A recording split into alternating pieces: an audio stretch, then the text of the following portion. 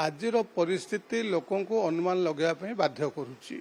आज देखु सरकार गोटे पटे कहते जे आम पाखे पेट्रोल डीजेल सफिशिएंट पाखे मौजूद अच्छी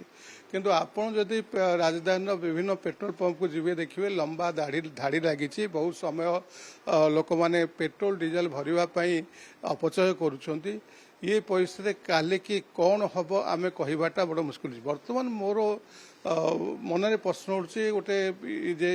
आज एसेंशियल कम्युनिटी सफिशिएंट भाव में विभिन्न मंडी रे विभिन्न गोदाम मानक मौजूद अच्छी या प्राय 20 रु 25 दिन पर्यंत लोकंर चाहिदा को मेंटेन करने सक्षम अच्छी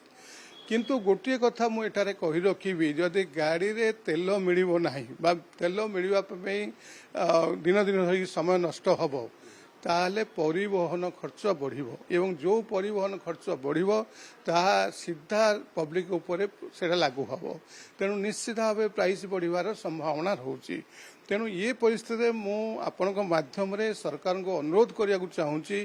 जे आज पेट्रोल डीजेल परिस्थिति जो भार अच्छी ताको दृष्टि रखी आगामी दिन में एसेंशियल कमोडिटी जमती सेमती कौन सी परिस्थिति सृष्टि न हो से सरकार विधिवत भाव में आज ठारू प्रस्तुति करने दरकार एवं ये सब जिनस विभिन्न जो जिनस व्यवसायी मान सहित आलोचना करवा एवं ये जिनस केमती भाव में हो पार लोकों को केमती विश्वसनीयता आम दे पार जे आम पाखे यथेष्ट परिमाण गच्छित स्टॉक अच्छी कौन सी पैनिक बाइंग न करने आज आपण माध्यम ओडिशार समस्त खाउटी निवेदन करने को चाहिए जे से माने कौन सी पैनिक बाइंग करंतु नहीं कौन सी दर वृद्धि होबार संभावना नहीं एमती किसी दर वृद्धि हम ना जहाँकि लोकों को किणवाई अक्षम हम आम यत्परनास्ते चेष्टा करुँ खाउटी पाखे जिनस पहुँचवाई तथापि जदि परिवहन बाधा प्राप्त हुए से सरकार टिके सचेतन रहा दरकार एवं सरकार को मुझे निवेदन करी ये जो परिवहन व्यवस्था जमी श्रृंखलित हो पार सुदृढ़ हो पार एवं लोकों पाखे जमी जिनस पहुँची पार गोदाम को जमी जिनस आसी पार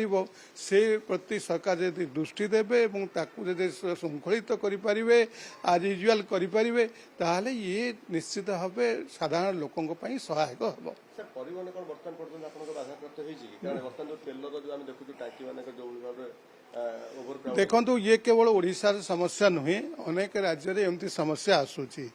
आम बर्तमान प्राय क्विंटाल रे प्राय 70 रु 80 टंका अधिका परिवहन खर्च विभिन्न परिवहन संस्था दाबी कले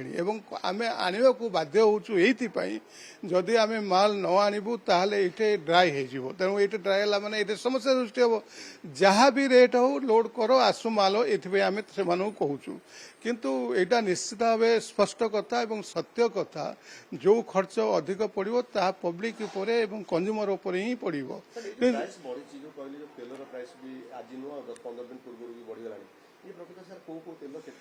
देखो आपंकर जो इम्पोर्टेड खाइबा तेल मुझे आमदानी होता खाइबा तेलर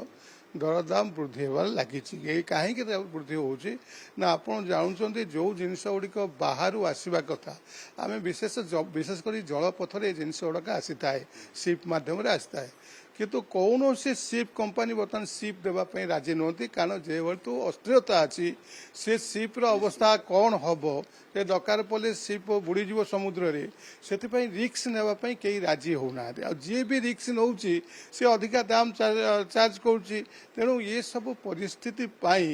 ये खाइबा तेलर दर वृद्धि करछि सहित आपंकर इंडोनेशिया गवर्नमेंट तांकर जो 50% बायोडीजेल पामोलिन देवाई निष्पत्ति नहीं इंडस्ट्री मान को स्पष्ट निर्देश अच्छी 50% प्रथम गवर्नमेंट को दब बायोडीजेल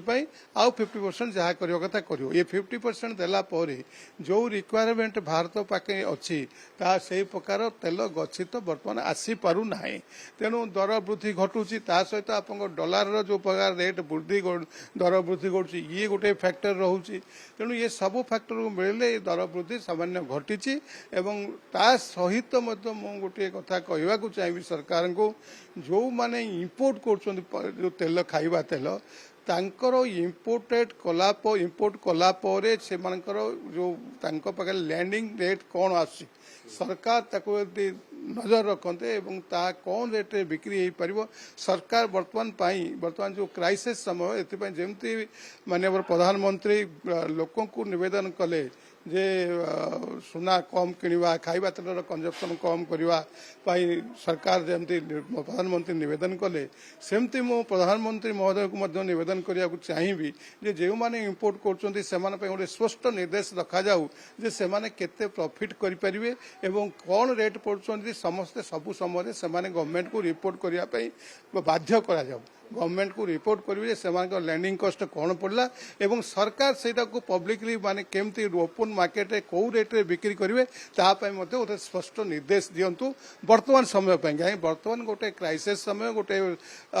माने माने आम जो प्रकार गोटे घड़ी संधि मुहूर्त में सरकार को ये दायित्व नेबा पड़ो जो इम्पोर्टेड कंपनी माने इम्पोर्ट कर पब्लिक बेटरमेंट एवं पब्लिक सुविधा गोटे सामाजिक संतुलन ये पदक्षेप नेबा निहाती दरकार जिते छोट व्यवसायी मैंने ये पदक्षेप नौकरी से जो मैंने इम्पोर्ट कर जो मैंने बड़ बड़ कंपनी अच्छा जो मैंने इम्पोर्ट कर सचेतन होगा दरकार से वर्तमान परिस्थिति लाभ मनोवृत्ति न रखी लोकों सेवा मनोवृत्ति रखी जदि काम करेंगे से पब्लिक बेनिफिट पाई परिबे। गाड़ी किनिबाको भाबुछंती ताले आसंतो कार बाजार जोटी आपनको मिलिबो लो प्राइस कार ठु आरंभ करी लग्जरियस कार्स 10,000 किलोमीटर पर्यंत वारंटी और अफोर्डेबल प्राइस रे औ हां एबे आपनकर फेवरेट कार बाजार रो सेकंड आउटलेट खोली जायछि ऑपोजिट ऑफ एसोटेक वॉल पहाड़ भुवनेश्वर ताले बे लो प्राइस रे लग्जरियस कार किनंतो केवल कार बाजार रु।